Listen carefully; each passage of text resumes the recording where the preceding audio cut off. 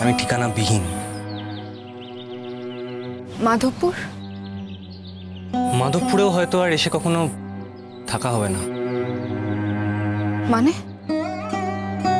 মাধবপুরে তোমার বাড়ি, এখানে তোমার বাবা মা বোন বৌদি সবাই আছেন, মাধবপুরে থাকা হবে না মানে? সব প্রশ্নের উত্তর জানতে চেও না দিঠি। একদিনের জন্য আমাকে ভালোবাসনি না ঐতিহ্য, শুধু এই প্রশ্নটার উত্তর দাও।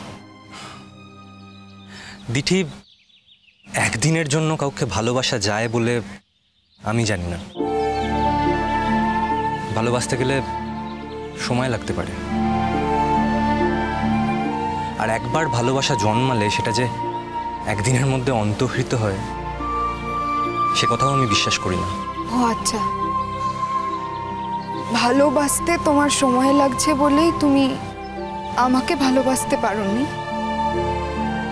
আর এই ফাঁকে তোমার সোনালির কথা মনে পড়েছে।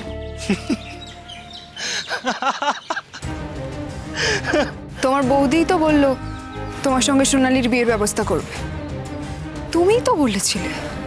দিঠি, ছাড়ো না এসব কথা। ছাড়বো না? ছাড়বো কেন? দেখো দিঠি, তুমি এইভাবে রাস্তার মাঝখানে কতক্ষণ দাঁড়িয়ে থাকবে? তুমি হাঁটতেও ঠিক মতন করে পারছো না, তার উপর তোমার ব্যাগ আছে, আকাশটাও মেঘলা করে আসছে, কখন বৃষ্টি নামবে তার ঠিক নেই। তার থেকে বরঞ্চ চলো আমি স্টেশন অবধি তোমায় পৌঁছে দিচ্ছি।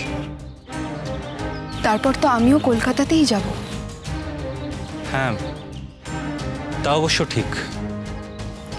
বাকি পথটা আমি যন্ত্রণাতে কাতরাতে কাতরাতে যাই, তাতে তোমার কি? দিঠি, তোমার যন্ত্রণা আর আমার যন্ত্রণা এক নয়, তাই হয়তো আমি তোমার যন্ত্রণা কোনো দিনও বুঝতে পারবো না। যন্ত্রণা আছে তোমার? যন্ত্রণা হয়? হাসছো? মাঝে মাঝে হাসি পায়। কেন হাসি পায় কেন জানি না। আর কখনো তুমি তুলি ধরবে না? তুলি ধরবো, আর ধরেছি তো। জীবনের রংটাই তো আঁকছি।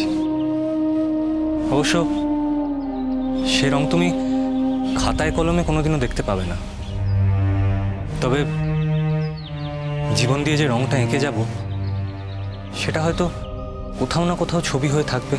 ঐতিহ্য, আমার একটা কথা বলো, আমার মা তোমার কি করেছিল? দিঠি, এতক্ষণ ধরে আমি যা যা বলেছি কোনোটাই তোমার বিশ্বাস হয়নি। তাহলে তাহলে আমি কি করি বলো? আমাকে জিজ্ঞেস করলে তো আমি বারবার একই কথা বলবো। তবু মনের ভিতরের মন তো বিশ্বাস করতে চায় না। কি বিশ্বাস করতে চায় না?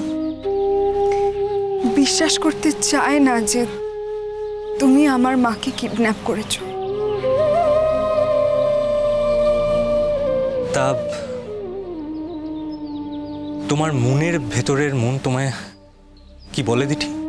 আমার সেই মনের ভিতরের মন বলে ঐতিহ্য এই কাজ কখনো করতে পারে না। আমি জানি ঐতিহ্য তার নিজের মাকে কতটা ভালোবাসে। আমার মতন ছেলেদের ভালোবাসা থাকে না দিঠি। ভালোবাসা থাকলে আমাদের জীবন চলে না। তুমি কি কলকাতায় সেই অ্যান্টি সোশ্যালের দলের সাথে আবার সেখানেই যোগ দেবে, তাই তো? দিঠি, আমাদের মতো ছেলেদের জন্য টিকে থাকতে গেলে আর কোনো উপায় নেই। চলো। ছাড়ো আমাকে, ডোন্ট টাচ মি। অস্পৃশ্য? তার থেকে অনেক বেশি কিছু। লজ্জা করে না তোমার? আমার কথা ছেড়েই দাও, নিজের বাবা মায়ের কথা একবার ভাবলে না? আমার মা বাবা আমাকে হিসেবের খাতা থেকে আস্তে আস্তে মুছে দেবে দিঠি। বুলবুলিটা আছে, হয়তো লেখাপড়া করে কোনোদিনও চাকরি বাকরি করবে, ও সংসারটাকে ঠিক টিকিয়ে রাখবে। আমার বৌদিও খুব ভালো, তা না হলে এত এত অভাব সয়ে কেউ এই সংসারে পড়ে থাকে? আমার মা বাবাকে ঠিক বাঁচিয়ে রাখবে, আর বেঁচে থাকার জন্যে যে জাগতিক অর্থের প্রয়োজন সেটা সেটা তো আমি পাঠাবো। এইভাবেই চলে যাবে। দেখো, ঠিক বেঁচে থাকবে আমার বাবা মা। আমার আমার দাদা চলে গেছে, কিন্তু মা বাবা তো আছে। আবার একটা শোক দেবে তুমি? আমি কেন শোক দিতে যাব? ওনারা যদি মেনে নেন যে আমার মতো ছেলেদের ভবিষ্যৎ এইটাই, তাহলেই আর কোনো শোক নেই, কোনো কষ্ট নেই। ওনারা মানতে পারছেন না, এটা ওদের সমস্যা। এমন কথা বলো না ঐতিহ্য, এমন কথা বলো না। তুমি আরো লেখাপড়া করো দিঠি। তুমি না এমডি করবে বলেছিলে? তোমার বিদেশে যাওয়ার প্ল্যান ছিল না? এখন সেগুলো করো দিঠি। আর একদিন খুব একা লাগলে কাউকে জীবনসঙ্গী করে নিও। এই কথাগুলো বলা খুব সহজ ঐতিহ্য। যে ভালোবাসে না তার জন্য, যে ভালোবাসে তার জন্য নয়।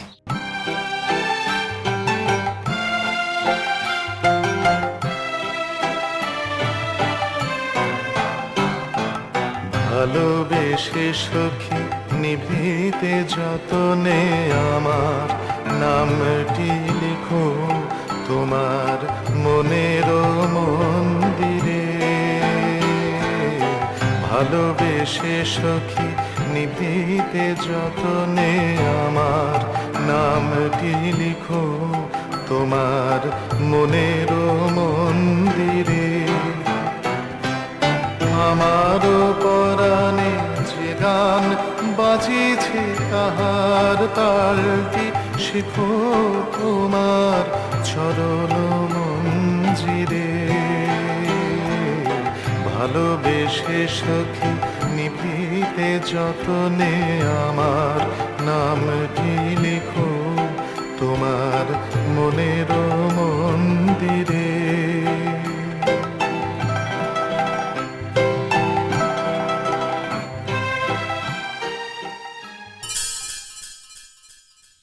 চলে যেও না ঐতিহ্য। বেশ, আমি আর কখনো তোমার জীবনে উকি দেব না।